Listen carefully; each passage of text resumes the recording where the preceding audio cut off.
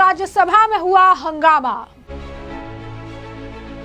मल्लिकार्जुन खड़गे को किरण रिजिजू ने दिया मुंहतोड़ जवाब। रिजिजू बोले कि घड़ियाली आंसू बहाकर गुमराह कर रहे हैं। घड़ियाली आंसू बहा करके देश को गुमराह नहीं कर सकते। तो संसद के मॉनसून सत्र के 12वें दिन राम मंदिर चढ़ावा चोरी मामले को लेकर दोनों सदनों में जमकर हंगामा हुआ। आज लोकसभा की कार्रवाई सिर्फ 19 मिनट चल पाई। वित्त मंत्री निर्मला सीतारमण ने इस दौरान टैक्स संशोधन से जुड़े बिल पेश किए। इसके बाद बुधवार तक यानी कल तक के लिए इसे स्थगित कर दिया गया। वहीं राज्यसभा की कार्रवाई दिन में 2 बार स्थगित हुई। 11 बजे कार्रवाई शुरू होने के आधे घंटे के भीतर स्थगित हो गई और उसके बाद 12 बजे कार्रवाई दोबारा शुरू हुई, लेकिन 20 मिनट भी नहीं चल पाई और 2 बजे तक के लिए कार्रवाई फिर से जो है स्थगित हो गई थी। इसके बाद फिर 2 बजे जब कार्रवाई शुरू हुई तो इसके बाद ही आपको बता दें कि काफी हंगामा देखने के लिए मिला। इससे पहले राज्यसभा में नेता विपक्ष मल्लिकार्जुन खड़गे और संसदीय कार्य मंत्री किरण रिजिजू के बीच बहस हुई। खड़गे ने कहा कि राम जन्मभूमि तीर्थ क्षेत्र ट्रस्ट का गठन केंद्र सरकार ने किया था। ट्रस्ट को 70 एकड़ से ज्यादा जमीन सौंपी गई। पीएम जो है खुद राम मंदिर से जुड़े आयोजन में शामिल हुए। अब ईडी, सीबीआई और अन्य केंद्रीय जांच एजेंसियां कहाँ है? सरकार को सदन में इसका जवाब देना चाहिए। क्या कह रही है खड़गे सुनिए। जन्मभूमि तीर्थ क्षेत्र ट्रस्ट और उसमें जो बहुमूल्य भेंटों, नगद दान, जमीन खरीद और प्रबंधन को लेकर गंभीर आरोप सामने आए हैं। ये करोड़ों श्रद्धालुओं की आस्था की विषय है। इस ट्रस्ट का गठन केंद्र सरकार ने किया है। प्रधानमंत्री ने खुद संसद में ट्रस्ट के गठबंधन की घोषणा की और सरकार ने 70 एकड़ से अधिक भूमि ट्रस्ट को सौंपी और भूमि पूजन से लेकर प्राण प्रतिष्ठा तक हर महत्वपूर्ण अवसर पर प्रधानमंत्री की इस प्रक्रिया का चेहरा बने तो आप जवाब देने से बचा नहीं जा सकते। प्रधानमंत्री जी सदन में बताइए, ईडी, सीबीआई और अन्य केंद्रीय जांच। तो खड़गे का आपने बयान तो सुन लिया, लेकिन इस बात पर संसदीय कार्य मंत्री किरण रिजिजू ने उन्हें मुंहतोड़ जवाब दिया। उन्होंने इस बात को स्लाइड नहीं होने दिया, बल्कि रिजिजू ने उठा और वहां पर उन्होंने कहा कि कांग्रेस और समाजवादी पार्टी ने राम मंदिर बनाने पर काली पट्टी बांधकर विरोध किया था। आज वही लोग घड़ियाली आंसू बहाकर देश को गुमराह नहीं कर सकते। पहले भगवान राम का अपमान करने के लिए देश से माफी मांगिए, उसके बाद सरकार से जवाब मांगिए। उन्होंने कहा कि वही लोग हैं जो भगवान राम को नहीं मानते। उन्होंने आरोप लगाया कि कांग्रेस पार्टी और समाजवादी पार्टी लंबे समय से भगवान राम के खिलाफ बोलती रही है। उन्होंने कहा कि इन दलों के नेताओं ने कई बार ये कहा कि भगवान राम का अस्तित्व नहीं था और उन्हें काल्पनिक बताया। रिजिजू ने कहा कि उन्होंने हमेशा राम मंदिर का विरोध किया। वो लोग अब चंदा की चोरी का मुद्दा उठाकर देश को गुमराह करने की कोशिश कर रहे हैं। क्या कहना है किरण रिजिजू का, सुनिए। कांग्रेस पार्टी और ये समाजवादी हमेशा भगवान राम को गाली देते रहते हैं। ये लोग राम मंदिर का विरोध करते रहते थे और दुनिया को बताते हैं कि राम कल्पनीय है, भगवान राम को ये मानते नहीं है। भगवान राम का विरोधी कांग्रेस और समाजवादी और कम्युनिस्ट पार्टी क्या बात करते हैं? घड़ियाली आंसू बहा करके देश को गुमराह नहीं कर सकते। कांग्रेस पार्टी को माफी मांगना चाहिए। कांग्रेस पार्टी भगवान राम को अपमान करना इनका फितरत है। माफी मांगे, भगवान राम का नाम लेते हैं, शर्म आना चाहिए कांग्रेस पार्टी को। तो किरण रिजिजू का आपने बयान सुन लिया। रिजिजू ने आगे कहा कि कांग्रेस और समाजवादी पार्टी हमेशा राम मंदिर आंदोलन के खिलाफ खड़ी रही है। अब जब राम मंदिर बन चुका है तो ये दल नए नए आरोप लगाकर लोगों के बीच भ्रम फैलाने की कोशिश कर रहे हैं। रिजिजू ने कहा कि राम मंदिर चंदा चोरी का मुद्दा उठाकर विपक्ष सिर्फ राजनीतिक फायदा लेना चाहता है। केंद्रीय मंत्री ने कहा कि भगवान राम और राम मंदिर का विरोध करने वाले लोग आज देश को गुमराह नहीं कर सकते। उन्होंने विपक्षी दलों पर निशाना साधते हुए कहा कि जो लोग सालों तक राम मंदिर का विरोध करते रहे, उन्हें पहले देश से माफी मांगनी चाहिए, उसके बाद ही उन्हें इस तरह के आरोप लगाने या हंगामे करने का भी अधिकार जो है। क्या कहना है किरण रिजिजू का, और सुनिए। कांग्रेस पार्टी और ये समाजवादी हमेशा भगवान राम को गाली देते रहते हैं। ये लोग राम मंदिर का विरोध करते रहते थे और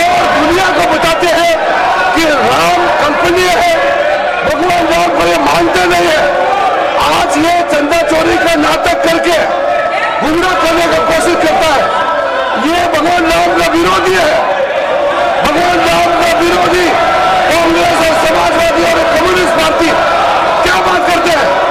दरियालू आंसू बहा करके देश को गुमराह नहीं कर सकते। ये लोग भगवान राम को मानते नहीं है, शर्म आना चाहिए। हर दिन भगवान राम को गाली देता है और यहाँ ये लोग भगवान राम को गाली देने वाले लोग आज ये विषय उठारे, माफी मांगना चाहिए। जब राम मंदिर निर्माण हो रहा था, ये लोग काला पट्टी पहन करके इसका विरोध कर रहे थे। ये लोग है भगवान राम के विरोधी है ये लोग, और आज हमला करते हैं। पहले देश से माफी मांगे, भगवान राम को जो गाली दिया उसके लिए आप लोग पहले देश से माफी मांगो, फिर बाकी बात करो। तो जैसा कि आपने उनका बयान सुन लिया है, बता दें आपको कि किरण रिजिजू काफी ज्यादा बिफरे नजर आए थे। उनका कहना है कि विपक्ष लगातार जानबूझकर इस मुद्दे को उठा रहा है, लगातार जो है इस तरीके की बातें कर रहा है। सिर्फ यही नहीं, किरण रिजिजू ने बाकायदा इसे लेकर पोस्ट भी किया। उन्होंने अपने इस बयान को जो है साझा करते हुए लिखा कि कांग्रेस पार्टी, समाजवादी पार्टी और कम्युनिस्ट पार्टी भगवान राम के विरोधी है। जब राम मंदिर निर्माण हो रहा था तब ये काली पट्टी बांधकर विरोध करते थे। आज घड़ियालू आंसू बहाकर देश को गुमराह नहीं कर सकते, देश से माफी मांगनी चाहिए। Anti lord Ram are talking Ram now. उसके बाद उन्होंने अपने ही इस बयान को जो है कोट किया और कोट करके फिर लिखा कि मैं एक बुद्धिस्ट हूँ, लेकिन मुझे दर्द होता है जब कांग्रेस, समाजवादी पार्टी या कम्युनिस्ट पार्टी जो है भगवान राम का अपमान करती है और हिंदू देवी देवताओं का जो है मजाक बनाती है। यानी साफ तौर पर उन्होंने इस बात को भी रखा कि उन्हें इस बात से भी तकलीफ होती है, वो खुद बुद्धिस्ट हैं, लेकिन जो चीज़ें गलत है, जिस तरीके के बयान दिए जाते हैं उससे उन्हें काफ़ी ज़्यादा तकलीफ होती है। इस तरीके के बयान जो है नहीं देने चाहिए। उन्होंने कहा है कि पहले कांग्रेस को खुद माफ़ी मांगनी चाहिए और उसके बाद फिर जो है दूसरों को लेकर बात करनी चाहिए। इस तरीके से बयान दे रहे हैं, इस तरीके से चीज़ें कर रही हैं, ये ऐसे नहीं दे सकते हैं बयान, इस तरीके से चीज़ें नहीं कह सकते हैं, क्योंकि यहाँ पर वो प्रधानमंत्री से जवाब मांग रही हैं। लेकिन असलियत क्या है? सिर्फ वो एक इशू है, उस इशू को ही उठाते रहते हैं, उस इशू के मुद्दे पर बोलते रहते हैं। पार्लियामेंट के बाहर भी जो है काफ़ी हंगामा और उसके बाद जो है करते हैं, किसी को बोलने का मौका नहीं दे सकते हैं। यही इनका जो है हंगामा करने का तरीका है, यही इनका आप कह सकते हैं कि मुद्दे से भटकाने का तरीका है। तो कहीं ना कहीं किरण रिजिजू ने ज़बरदस्त तरीके से जो है इन्हें जवाब दिया।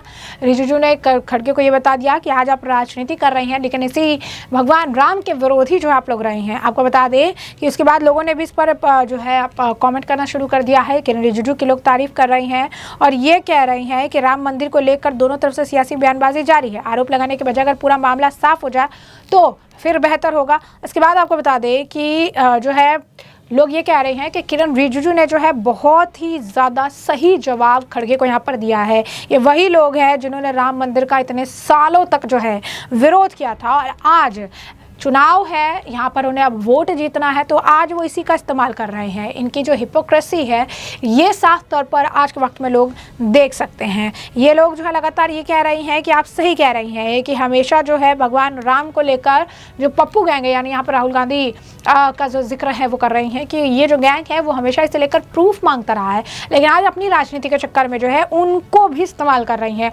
उनका भी नाम ले रही हैं। आज ये बता रही हैं कि इन्हें तकलीफ हो रही है, आज ये कह रहे हैं कि इस पर जवाब देना चाहिए, क्योंकि चंदा चोरी का मामला उठाकर ये पूरी तरीके से इसका राजनीतिक लाभ उठाना जो है चाहते हैं। किरण रिजिजू ने साफ कर दिया कि इससे कुछ भी नहीं होने वाला है। लोग जो है समझती है राम मंदिर के विरोध में कांग्रेस थी और आज भगवान राम के लिए किस तरीके से बोल रही है, ये बात आज के वक्त में सभी को समझ आता है। सिर्फ यही नहीं, आपको बता दें कि वो बाहर जब आए तो उन्होंने मीडिया से भी बात करके बताई कि किस तरीके से लोकसभा में 2 इम्पॉर्टेंट बिल जो है वो जो है पास किए गए हैं। कांग्रेस के जो मतलब अध्यक्ष है खड़गे जी, और वो जो है वो बिल डिस्कशन में पार्ट तो ले सकते थे, लेकिन वो कभी नहीं आते। कांग्रेस पार्टी की अभी आदत बन चुकी है। क्या कहना है उनका, और सुनिए। आज 2 महत्वपूर्ण बिल पास किए हैं लोकसभा में। सुप्रीम कोर्ट में जजेस को संख्या बढ़ाने के लिए, और राज्यसभा में MSME का बिल पास किया।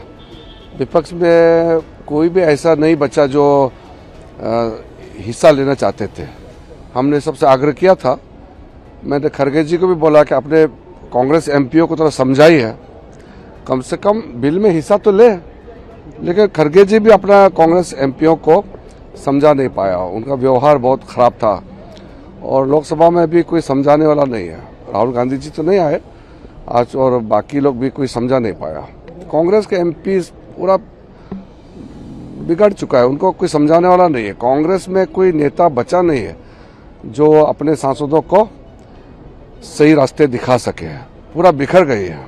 इतना इम्पोर्टेंट बिल्स आया है वो हिस्सा नहीं ले रहे, बाहर जाके कहते हैं कि बोलने के लिए मौका नहीं मिलता है। हम तो चाहते हैं कि इम्पोर्टेंट बिल्स पे सब सांसद बोलना चाहिए। देखिए राज्यसभा में आपने देखा है ना, हमने बारी बारी से चेयरमैन साहब से कह के हमने कई एमपीओ को बुलाया।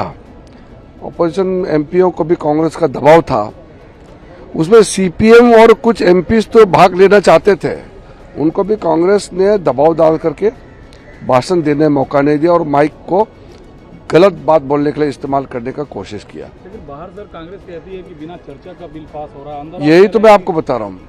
आप लोग तो थे ना, अब मैं और कांग्रेस क्या बोलता है आप उसका जजमेंट आप खुद है, आप देखिए ना हाउस में क्या हालत हुआ है।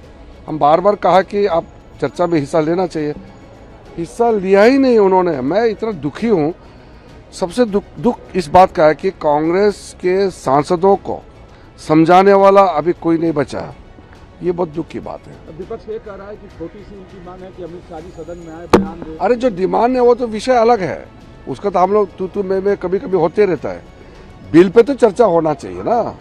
महत्वपूर्ण बिल देश के लिए, भविष्य के लिए जब लाते हैं तो बिना चर्चा के पारित होने से अच्छा लगता है क्या? नहीं लगता है ना। वो बाद में बताएंगे। मैं तो आज बहुत दुखी हूँ कि पार्लियामेंट में 2 बिल्स पास किए और सरकार के पक्ष में जो लोग थोड़ा बोले, विपक्ष के लोग बिल्कुल नहीं बोले, हंगामा किया। इसलिए मैं दुखी हूँ।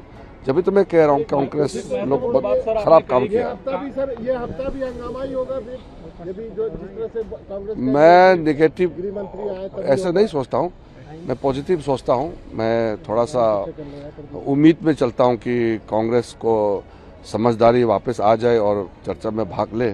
सर आपने कहा कांग्रेस के सांसद को ना कोई बताने वाले हैं ना वो सुनने वाले हैं, तो क्या लीडर क्राइसिस है कांग्रेस में? तो आप देखिए विषय को आप समझिए। जो कांग्रेस के सांसदों का बिगड़े हुए जो चाल चलन या जो ऐसा दृश्य खड़ा करता है जो असंसदीय है, तो समझाने वाला कोई नहीं है ना। अगर कांग्रेस में कोई ऐसा नेता होता जो कांग्रेस के सांसदों का दुर्व्यवहार को ठीक कर सके तो हमको तो अच्छा लगेगा ना।